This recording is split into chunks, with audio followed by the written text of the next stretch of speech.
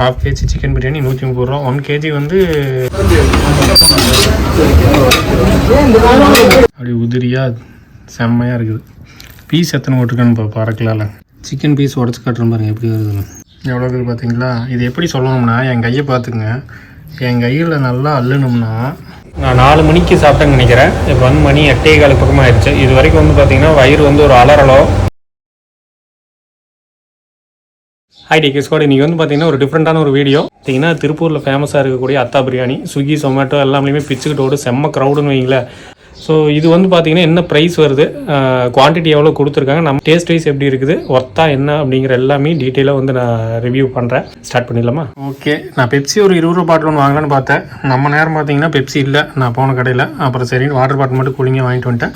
Okay, இதில் என்ன இருக்குது அப்படிங்கிறது வந்து பார்த்துடலாம். கவர் பாருங்கள், செம்மையாக இருக்குது பார்க்குறதுக்கு. க்ரீனிஷாக அத்தா பிரியாணி, தயிர் பச்சடி கொடுத்துருக்காங்க. இது வந்து குழம்புன்னு நினைக்கிறேன், சிக்கன் குழம்பு. பார்சல் பண்ண விதம் வந்து எனக்கு ரொம்ப பிடிச்சது.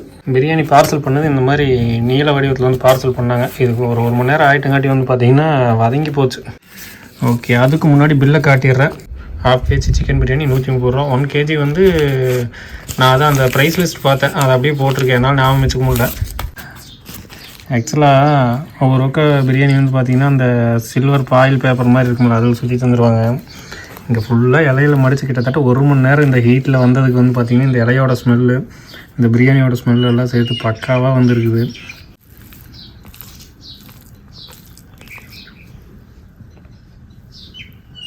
ஜீரக சம்பா அரிசின்னு நினைக்கிறேன். அப்படி உதிரியாக செம்மையாக இருக்குது. பீஸ் எத்தனை போட்டிருக்கான்னு பறக்கலாம்ல. செம்ம, இது ஒரு முரட்டு பீஸு. இதெல்லாம் எப்படி வெந்திருக்குது அப்படிங்கிறது அப்புறம் பார்ப்போம். அடுத்து இது ஒரு குட்டி பீஸு, இதுவும் நல்ல சதை இருக்கிற பீஸாக வந்து போட்டிருக்காங்க. எவ்வளோ இருக்குது பார்த்தீங்களா? இது எப்படி சொல்லணும்னா என் கையை பார்த்துங்க.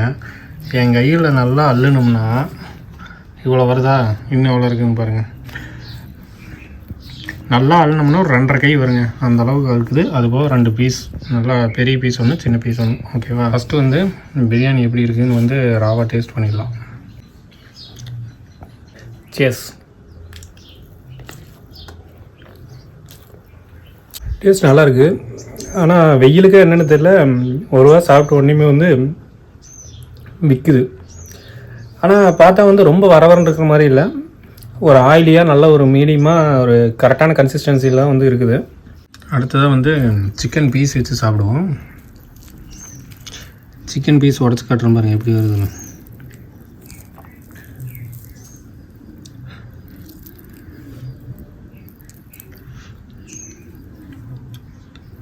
நல்லா வெந்திருக்குது.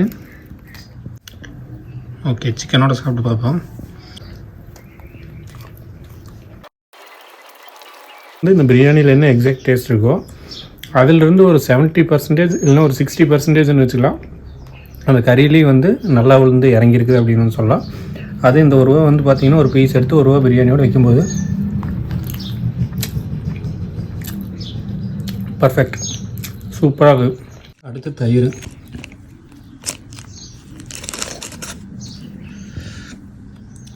ஒரு சில டைம் என்ன பண்ணுவேன், சிக்கன் பீஸே வாங்க வெறும் எம்டி பிரியாணி மட்டும் ஒரு 1.5 பிரியாணியோட வாங்கிட்டு வந்து உட்காந்து அடின்னு அடிச்சுட்டு இருப்பேன். ஏன்னா அந்த ராவான டேஸ்ட் எனக்கு ரொம்ப பிடிக்கும். சூப்பராக இருக்குது.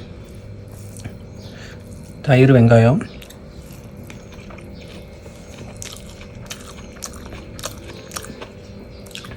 முட்டை ஒன்று கொடுத்தா நல்லதுன்னு நினைக்கிறேன். ஏன்னா நம்ம ஊரில் வெறும் 90 ரூபாய்க்கு சீரியஸாக வந்து பிரியாணி டேஸ்ட்டில் குறைய சொல்ல முடியாது. நான் ஒரு நாள் அங்கே வாங்கி சாப்பிட்டு ரிவ்யூ பண்ணுற மாதிரிங்க, செம்மையாக இருக்கும். முட்டை ஒன்று கொடுத்துருவாங்க 130 ரூபா. ஓகேவா? ஒரு முட்டை கொடுத்தா குறைஞ்சி போயிட மாட்டாங்க. 2.25 காட்டு போனேன். மீடியமான க்ரௌடு வந்து உள்ளே உட்காந்து சாப்பிட்டு இருந்தாங்க. அதே நேரத்தில் வந்து பார்த்திங்கன்னா பார்சல் போயிட்டு இருக்குது. ஆன்லைனில் ஆர்டர் ஸ்விக்கி ஜொமேட்டோ இதெல்லாம் வந்து பார்த்திங்கன்னா ஆல்ரெடி பார்சல் பண்ணி வச்சுருக்காங்க. அந்த ஸ்விக்கி ஜொமேட்டோ பார்ட்னர்ஸ் வந்து பிக்கப் பண்ணிட்டு போயிட்டுருக்காங்க. அப்படியே உள்ளே வந்து பார்த்திங்கன்னா இங்கே வெளியே எந்த அளவுக்கு பெரிய குண்டா வச்சுருந்தாங்களோ அதே அளவுக்கு குண்டாலும் உள்ளே வந்து சமைச்சிக்கிட்டு இருக்கிறாங்க. பார்த்துக்கோங்க. இது முடிய அப்படியே அடுத்து அதை அப்படியே ஈவினிங்க்கு ரெடி பண்ணிடுவாங்க. கிட்டத்தட்ட இந்நேரம் எடுத்து தம் போட்டு எல்லாம் ரெடி பண்ணிட்டு இருப்பாங்க. இந்நேரம் அதுவும் முடிஞ்சிருக்குன்னு நினைக்கிறேன், எனக்கு தெரிஞ்சு இருந்தது.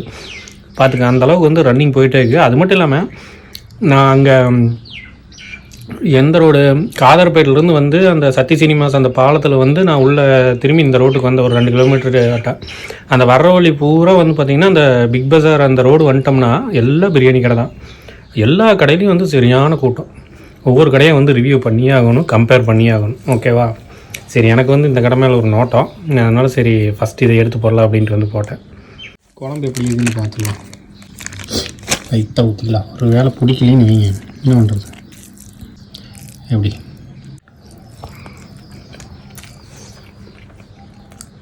குழம்புல ஏதோ ஒரு டைப்பான மசாலா வந்து வேறு லெவல் இருக்குது.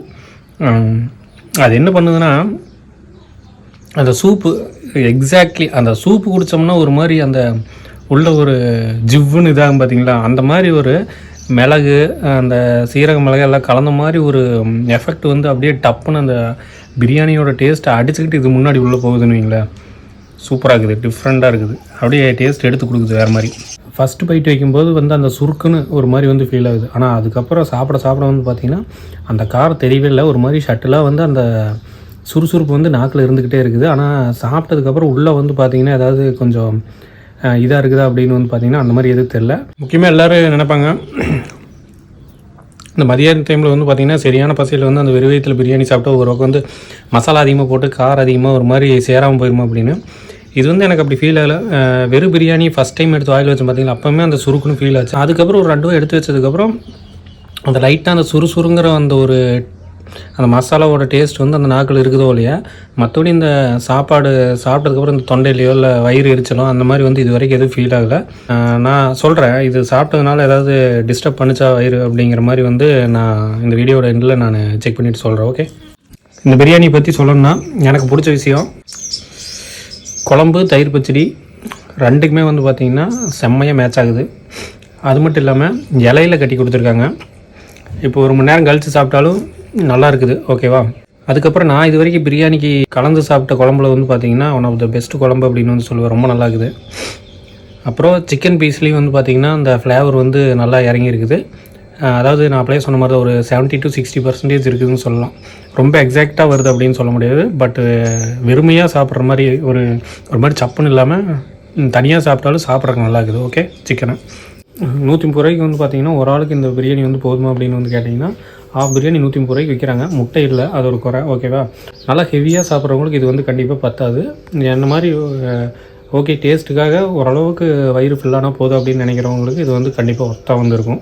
எனக்கு இதான் ஃபஸ்ட் எக்ஸ்பீரியன்ஸ். இதில் ஏதாவது நிறைகள் குறைகள் எது இருந்தாலும் வந்து சொல்லுங்கள். நிறைகள் இருந்தால் வந்து சந்தோஷப்பட்டுக்கிறேன், குறைகள் இருந்தால் வந்து அதை சரி பண்ணிக்கிறேன். ஓகே, ஆக்சுவலாக வந்து பார்த்திங்கன்னா மணி இப்போ 8 ஆகுது. நான் 4 மணிக்கு சாப்பிட்டேன்னு நினைக்கிறேன். இப்போ வந்து மணி 8:15 பக்கமாக ஆயிடுச்சு. இது வரைக்கும் வந்து பார்த்திங்கன்னா வயிறு வந்து ஒரு அலறலோ ஏதாவது டிஸ்டர்பன்ஸோ அந்த மாதிரி வந்து எதுவுமே வந்து கிடையாது. ரொம்பவே வந்து நல்லா இருக்குது. சாப்பிட்டது வந்து பார்த்திங்கன்னா ரொம்ப வந்து ஒரு வயிறு கும்புன்னு உப்பசமாக இருக்கும்ல, அந்த மாதிரி ஒரு ஃபீல் கிடையாது. இந்த வெய்ய காலத்துலேயும் வந்து பார்த்திங்கன்னா இந்தளவுக்கு எந்த டிஸ்டர்பும் இல்லாமல் வந்து இருக்குது. ஸோ அதுக்கே வந்து ஒர்த் அப்படின்னு வந்து சொல்லலாம். ஆக்சுவலாக போய் சாப்பிடுங்க, ரொம்ப நல்லா இருக்குது. ஓகேவா? அடுத்த ஒரு நல்ல வீடியோவில் வந்து பார்க்கலாம். தேங்க்யூ, பாய்.